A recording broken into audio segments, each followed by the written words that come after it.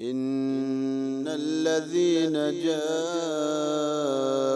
بالإفك عصبة منكم إن الذين جاءوا بالإفك عصبة منكم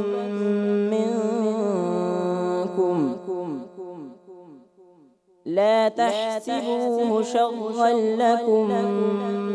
بل هو خير لكم لكل امرئ منهم ما اكتسب من الإثم والذي تولى كبره منهم له عذاب عظيم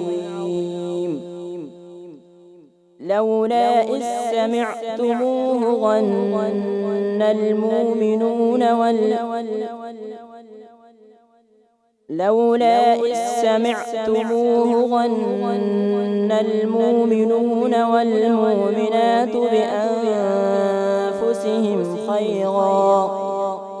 وقالوا هذا إفك مبين لولا جاءوا عليه بأربع شهداء فإذ لم ياتوا بالشهداء فأولئك عند الله هم الكاذبون ولولا إذ سمعتموه قلتم ما يكون لنا أن نتكلم بهذا